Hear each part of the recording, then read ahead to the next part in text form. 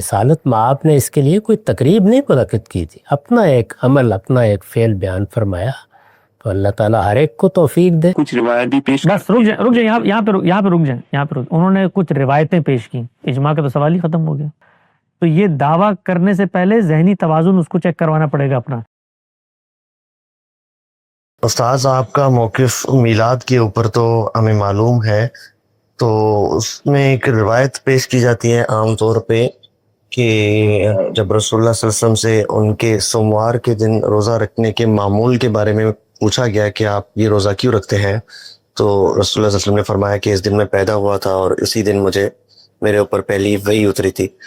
تو اس کو اس طرح سے فرما دینا، اس سے استدلال کیا جاتا ہے کہ رسول اللہ صلی اللہ علیہ وسلم بھی اپنے اس دنیا میں آنے کو ایک طرح سے سیلیبریٹ کرتے تھے۔ تو کیا یہ استدلال درست ہوگا یا اس حدیث کو آپ کس طرح دیکھتے ہیں؟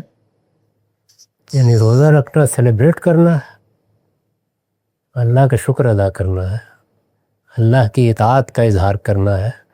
اے کاش ہم سب کو یہ توفیق ملے۔ یعنی اب ہم اپنے آپ کو دیکھتے ہیں تو بہرحال پیدائش کا دن یہ یاد دلاتا ہے کہ ہم دنیا میں آئے ہیں، کسی کے لانے سے آئے ہیں، موجود ہیں تو کسی کے رکھنے سے موجود ہیں، اور اگر ایک سال اور گزر گیا ہے تو اب اس حادثے کے بھی قریب پہنچ رہے ہیں جو ہر ایک کو پیش آنا ہے۔ یہ ان چیزوں کی یاد دہانی ہے۔ تو اس موقع پر اللہ کو یاد کرنا، اس موقع پر نماز پڑھنا، روزہ رکھنا، رسالت مآب نے اس کے لیے کوئی تقریب نہیں منعقد کی تھی، اپنا ایک عمل، اپنا ایک فعل بیان فرمایا، تو اللہ تعالیٰ ہر ایک کو توفیق دے کہ وہ اس طرح کے موقعوں پر روزہ رکھے یا نماز پڑھے، کوئی نیکی کا کام کرے، اللہ کی راہ میں خیرات کرے۔ یہ تو حسنات ہیں، اللہ کی اطاعت کے جتنے کام ہیں ان کی توفیق مانگنی چاہیے۔ تو اس سے کیا استدلال کرنا پیش نظر ہے؟ باقی رہ گئی یہ بات کہ کوئی آدمی اپنی پیدائش کے موقع پر اپنے بچوں کے ساتھ مل کے کوئی خوشی کی بات کر لے، یا ہمارے ہاں جیسے سالگرہ کی کچھ تقریب ہو جاتی ہے، تو اس کو اس زاویے سے نہیں دیکھنا چاہیے کہ اس کے لیے دین سے جواز ڈھونڈا جائے۔ یہ دنیا کی چیزیں ہیں، ان میں یہ دیکھا جاتا ہے کہ کوئی غلط کام نہیں ہونا چاہیے۔ تو اس طرح کے معاملات عام طور پر جواز کے دائرے میں ہوتے ہیں، رسمیں بنتی رہتی ہیں، لوگ شادی بیاہ کے موقع پر خوشی کرتے ہیں، پیدائش کے موقع پر خوشی کرتے ہیں، آخر بچہ پیدا ہوتا ہے تو ہمارے ہاں روایت رہی ہے کہ اس موقع پہ قربانی کی جاتی ہے۔ تو یہ سب چیزیں جتنی ہیں ان میں کوئی حرج کی بات نہیں ہے، آپ بھی کیجئے، لیکن اس سے کوئی عید میلاد النبی نہیں ثابت ہوتا۔ ایک تبدیلی خود ہم نے پچھلے 10 سال میں دیکھی، آپ کی عمر زیادہ ہے، آپ نے مزید اس کا مطالعہ کیا ہوگا۔ ایک فیسٹیول کی صورت اختیار کر رہا ہے 12 ربیع الاول۔ پہلے لوگ کہیں نعت کی مجلس سجا لیتے تھے، اب کیک بھی کٹتے ہیں، اس کا نام بھی عید رکھ لیا گیا ہے، اور باقاعدہ عید میلاد النبی کی نمازوں کا بھی اب اہتمام ہو رہا ہے کہ 2 رکعت فلاں جگہ پہ جمع ہو کر ہم عید میلاد النبی کی نماز پڑھیں گے، جلوس جلسے نکل رہے ہیں۔ تو یہ جو پوری کی پوری ایک نیا تہوار بنتا ہوا نظر آ رہا ہے، اور ہم یہ بھی دیکھ رہے ہیں کہ وہ مسالک جو پہلے اس سے ہم آہنگی محسوس نہیں کرتے تھے وہ بھی اس میں شامل ہو گئے، سبھی اس کو منا رہے ہیں۔ تو اگر یہی سلسلہ آگے جاری رہا تو آپ کو لگتا ہے کہ یہ جو دین کی روایت ہے اس کے اندر ایک نئی چیز کا اضافہ یا انحراف کا کوئی موقع یا امکان یا پہلو سامنے آتا ہے؟ دیکھیے، میں اپنا یہ ذوق بارہا بیان کر چکا ہوں کہ اللہ کے معاملے میں، اللہ کے رسول کے معاملے میں، دین کے معاملے میں ہمیں خود اللہ کے رسول ہی نے یہ تعلیم دی ہے کہ ما انا علیہ و اصحابی پر رہو، یعنی جو صحابہ کا طریقہ تھا۔ نہ صحابہ سے بڑھ کر کسی کو محبت کے دعوے کرنے چاہیے، نہ صحابہ سے بڑھ کر کسی کو تعلق خاطر کا ادعا رکھنا چاہیے، وہ ہمارے لیے بہترین نمونہ ہے۔ جو چیزیں دین سے متعلق ان کے زمانے میں ہوئی ہیں وہی ہم جاری رکھیں گے۔ ظاہر ہے کہ وہ حضور کے اذن سے ہوئی ہیں، اللہ کے پیغمبر کی ہدایت کے مطابق ہوئی ہیں، انہی پر عمل جاری رکھیں گے، ان میں کوئی اضافہ نہیں کریں گے، کوئی خرابی نہیں پیدا کریں گے۔ باقی رہ گئی یہ بات کہ کوئی آدمی اس پر خوشی محسوس کرتا ہے، وہ کوئی خیرات کر دیتا ہے، یا اس موقع کے اوپر آپ کو مجلس منعقد کر کے اس میں رسالت مآب صلی اللہ علیہ وسلم کی سیرت بیان کر دیتے ہیں، اس میں کوئی حرج کی بات نہیں۔ تاہم یہ بات یاد رکھنی چاہیے کہ رسول اللہ صلی اللہ علیہ وسلم اس سے بہت بلند ہیں کہ آپ کو ایک دن کی شخصیت بنایا جائے۔ آپ ہر روز کی شخصیت ہیں، ہمارے ایک ایک دن کی شخصیت ہیں، ایک ایک رات کی شخصیت ہیں، یہ پوری زندگی آپ کے ساتھ وابستہ ہے، اور آپ کے ذکر کو بلند کرنے کا اللہ نے اہتمام کر رکھا ہوا ہے۔ ہر 5 وقت آپ جانتے ہیں کہ مسجدوں سے آواز بلند ہوتی ہے، اشہد ان محمد الرسول اللہ۔ تو رسالت مآب صلی اللہ علیہ وسلم کو ان عام شخصیات سے بالکل منفرد، بالکل بلند اور الگ ہونا چاہیے، اور اس کا تقاضا یہی ہے کہ ہر روز آپ کا روز ہو، ہر دن آپ کا دن ہو، کوئی ایک دن آپ کے لیے خاص نہیں کیا جا سکتا۔ یہ میرا ذوق نہیں ہے۔ تاہم جتنی چیزیں میں نے عرض کر دی ہیں وہ اگر شائستگی سے ایک دائرے کے اندر ہوں تو ان میں کسی جگہ بھی کوئی حرج نہیں۔ آپ روز ایسی مجالس منعقد کریں جس میں رسول اللہ صلی اللہ علیہ وسلم کی سیرت بیان کی جائے، آپ کے اخلاق لوگوں کو بتائے جائیں، آپ کی تعلیمات سے متعارف کرایا جائے، اس میں کوئی معنی نہیں ہے۔ اسی طرح خاص اس دن بھی اگر کوئی خوشی کا اظہار آدمی کر لیتا ہے تو ایک دائرے کے اندر اس کو بھی ملحوظ رکھا جائے گا، لیکن اس کو صحابہ کرام کے طریقے کے قریب رکھنا چاہیے۔ یعنی رسول اللہ صلی اللہ علیہ وسلم کے صحابہ سیدنا ابو بکر، سیدنا عمر، سیدنا عثمان، سیدنا علی، اسی طرح جتنے باقی صحابہ ہیں ان کو اللہ نے اقتدار دیا، قوت دی، سلطنت ہوئی، وہ چاہتے تو ہنگامہ برپا کر دیتے، جشن مناتے، لیکن یہ طریقے انہوں نے اختیار نہیں کیے۔ تو ہمارے ہاں جو دین میں تہوار مقرر کیے گئے ہیں دینی لحاظ سے، یعنی دنیوی اعتبار سے اب 10 تہوار مقرر کر لیں، اس میں کوئی اعتراض نہیں۔ دین میں جو تہوار مقرر کیے گئے ہیں وہ 2 ہی ہیں، ایک عید الفطر اور ایک عید الاضحیٰ۔ یہ کس نے مقرر کیے ہیں؟ یہ رسالت مآب صلی اللہ علیہ وسلم نے مقرر کیے ہیں۔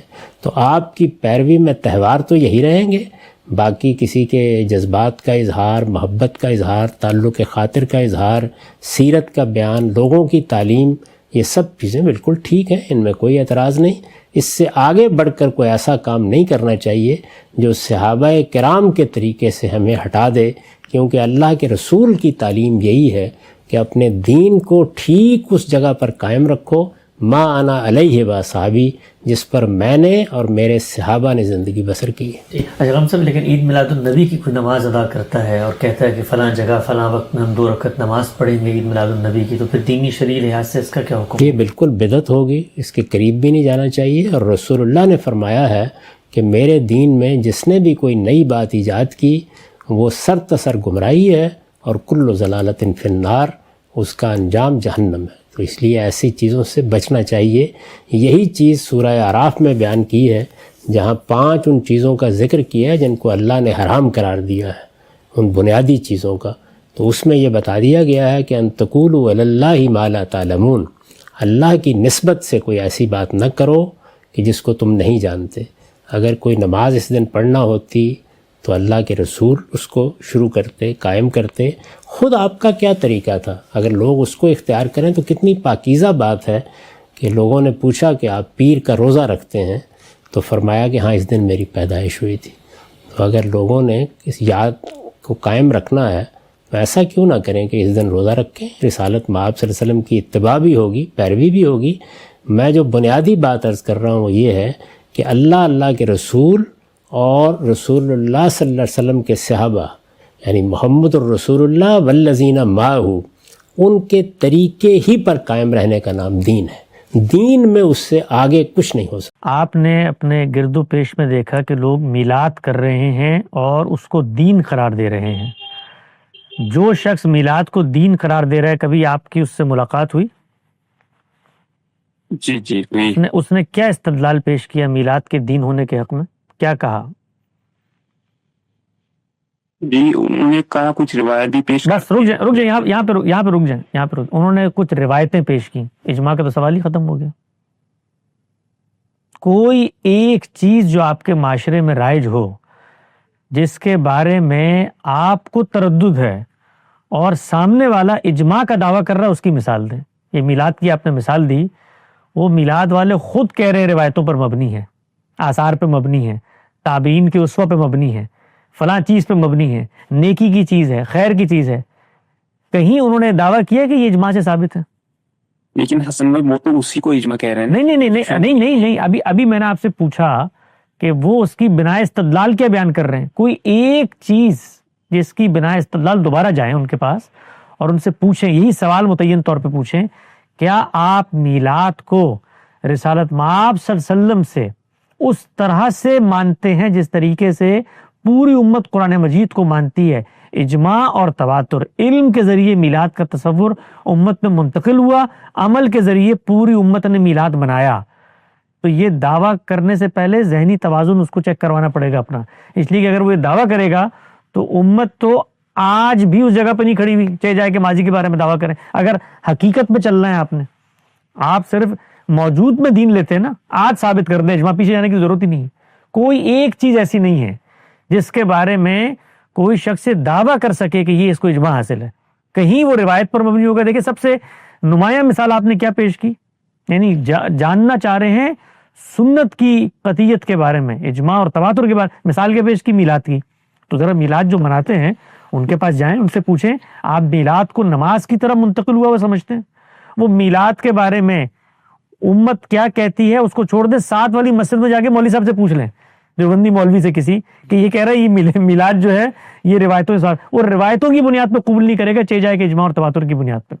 تو اس کی روشنی میں اس چیز کا جائزہ لیں. اصل میں یہ جو عملی مثال ہوتی ہے نا، یہ بڑے سے بڑے فلسفے، بڑے سے بڑے نظریے کو زمین پہ لا کر اس کا کھرا کھوٹا واضح کر دیتی ہے. تو ہم بہت ساری چیزیں تصورات میں خود بنا رہے ہوتے ہیں، لیکن عمل کی دنیا میں اس کو لے کر آئیں تو اس کی کوئی حقیقت نہیں ہوتی. تو اجماع کی ایتھینٹسٹی مجھے نہیں جاننی، اس لیے کہ وہ ایتھینٹک ہے. جب کوئی سوال میرے اوپر آتا ہے اور کوئی شخص یہ دعویٰ کرتا ہے، مثال طور پہ کوئی شخص کل کھڑے ہو کر کہے کہ بھائی یہ تم جو خانہ کعبہ کی طرف منہ کر کے نماز پڑھ رہے ہو نا، یہ تو وہ جگہ ہی نہیں ہے جہاں پر پیغمبر آیا تھا، وہ تو پیٹرا کا شہر ہے. آپ سوال لے کر آئے ہیں، اب میں آپ کو بتاؤں گا کہ مسلمانوں کا علم کیا کہتا ہے، انسان اس کو کیسے دیکھتے ہیں. تو وہ ایتھینٹک ہے، اس کی ایتھینٹسٹی نہیں جاننی میں نے، وہ ایتھینٹک ہے. یہاں تک کہ آپ کوئی مسئلہ لے کر آئیں گے تو پہلے وہ مسئلہ پیدا کریں، جس چیز کو ہم سنت قرار دیتے ہیں اس پر وہ مسئلہ پیدا کریں اور بتائیں کہ میرے پاس وہ علم آ گیا ہے جس سے میں یہ ثابت کرتا ہوں کہ مسلمان تو دور اول میں فلاں چیز سے واقف ہی نہیں تھے، اس کو آپ نے سنت قرار دے دیا. اس کی مثال دیں، میلاد کی مثال نہ دیں. میلاد کے بارے میں تو خود میلاد والے بتاتے ہیں کہ کب شروع ہوا. لیکن حسن بھائی ہمیں کیسے پتہ چلے گا کہ یہ کب شروع ہے؟ مطلب مجھے کسی چیز کو ایتھینٹیکیٹ اب کرنا ہے. مثال دیں، مثال دیں. مثال آپ اس کو جنرلی سوال لیجیے، مثال دیں نا. کسی ضرور کیوں، میں آپ کو سنت کی فہرست آپ کے سامنے پڑھ کے سناتا ہوں. بھائی یہ 27 سنتوں کے عنوانات ہیں، ایک کو لے لیں، مثال دے دیں، اس پہ چلتے ہیں، جا کے دیکھتے ہیں کیسے پتہ چلا. نماز کو لے لیں، روزے کو لے لیں، ختنے کو لے لیں، یہ معاشرت کی سنتیں ہیں ان کو لے لیں، سلام کو لے لیں، کسی ایک چیز کو سنت کو لے لیں اور آپ اس کے بارے میں کہیں میں سفر کرنا چاہتا ہوں. کیسے معلوم ہوگا کہ یہ پہلے دن بھی جاری تھا؟ کوئی مثال لینی پڑے گی نا. یہ ہوا کے اندر آپ تصورات پیدا کریں اور اس پہ میلاد کو سامنے لائیں اور کہیں میں مسترب ہو گیا ہوں. تو میری درخواست آپ سے یہ ہوگی کہ آپ سنت کیا ہے، ہماری ایک سیریز ہے، اس کو اول تا آخر سنیں، اس میں دیکھیں کہ یہ معاملہ ہوتا کیسے ہے، کب ہوتا ہے، کیوں ہوتا ہے، اور مسلمانوں کے ساتھ یہ کیسے ہوا. اس کو وہاں دیکھیں تفصیل سے. انشاءاللہ اگلی نشست میں آئیے، پھر سوال کرنا ہو تو سوال کیجیے.